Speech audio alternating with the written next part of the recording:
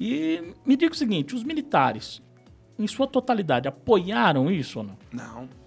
Teve muitos aí que foram, inclusive, perseguidos, que perderam seus cargos. Muitos foram presos, inclusive, por não concordar. Né? Existe um termo utilizado que a gente vem renovando, porque a história ela não é morta. Né? Então, assim, aconteceu. O que você aprende de história? Porque numa semana você vê tudo. Não. As pesquisas elas vão mudando constantemente. Um conceito que se utilizava muito, linha dura ou linha branda. É uma coisa que a gente não usa, porque é linha dura ou linha duríssima.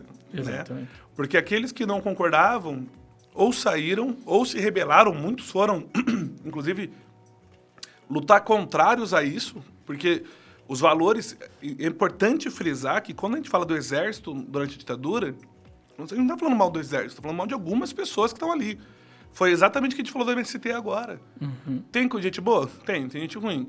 O exército é muito bom. Teve muito militar, inclusive, que protegeu várias pessoas, inclusive. Com certeza. Período, né? Então, assim, é uma minoria, inclusive, para ser sincero. Isso é de uma elite lá em cima, da corte do exército, né?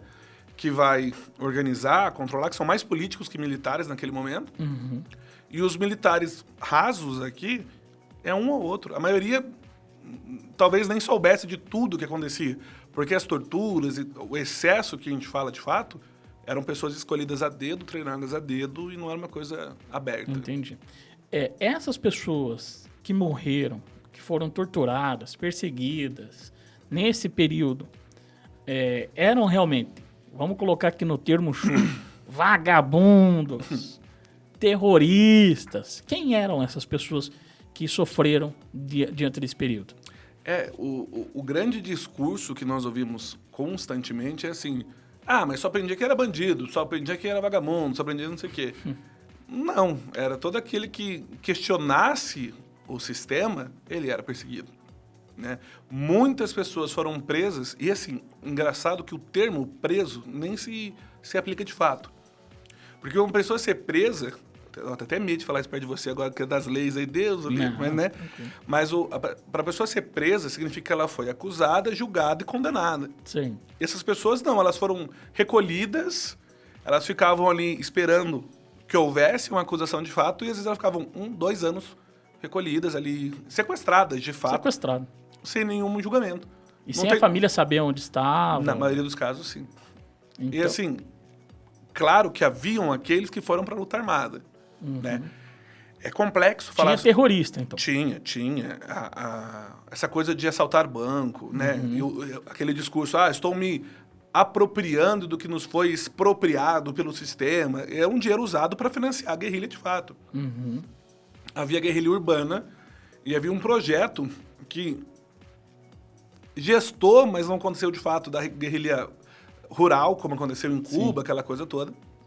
Mas eles lutavam exatamente contra esses excessos do exército. É difícil falar... Para mim, especificamente, é muito complexo, porque, assim, talvez eu não concorde com... Talvez não concordo, talvez, com a luta armada. Mas, naquele momento, para a situação deles, eu não sei dizer se havia muitos outros modos. Porque os que falavam... Vou dar um exemplo bem simples, William.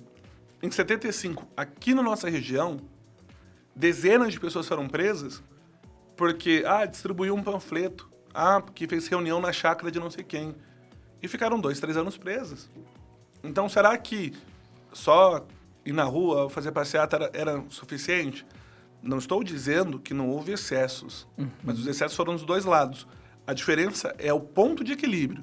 Uma vez que o exército estava ao lado do Estado.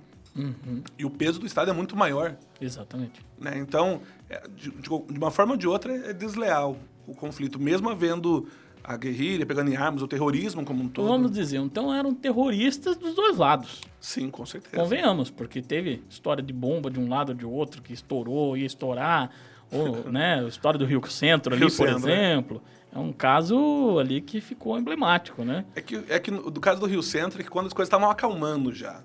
Porque, assim, de 72, 73, eles estavam com muito medo da rearticulação do PCB. O Partido Comunista, mesmo na clandestinidade, estava se reorganizando. Que era uma forma de institucionalizar essa rivalidade, porque você tinha 2 partidos no Brasil. Você tinha a Arena e o MDB. O MDB, ele era um partido de oposição, só que com sentido. Então, assim, você pode ser, eu deixo você ser candidato. Não, eu não quero que você seja candidato. Você promete a tua coisa. Não, você não vai ser mais candidato. Era assim que funcionava. Senador biônico, vários momentos mudava a legislação eleitoral para lá, para cá, e ficava mudando para justificar o período. Esse período. Eu tentei usar um termo na minha qualificação, que eu levei um tapa na orelha e aprendi que não vou usar mais. Mas eu queria construir que era assim, era a falácia ou a pseudodemocracia. Né? O cara falou, mano, não encaixa. Eu falei, mas eu quero criar um termo novo. Não pode. E a gente discutiu e realmente eu percebi que não dá. Mas por que eu usava esse termo pseudodemocracia? Que eu posso falar, não está na tese, meu orientador vai permitir. Porque é o seguinte, eles fingiam que havia uma democracia. Havia eleição? Havia eleição.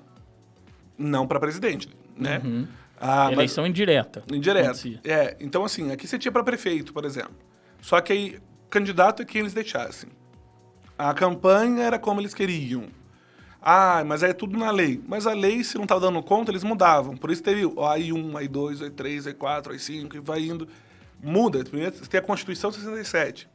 Não deu conta. Veio um AI... Então, assim, a lei era mudada conforme o interesse dos caras.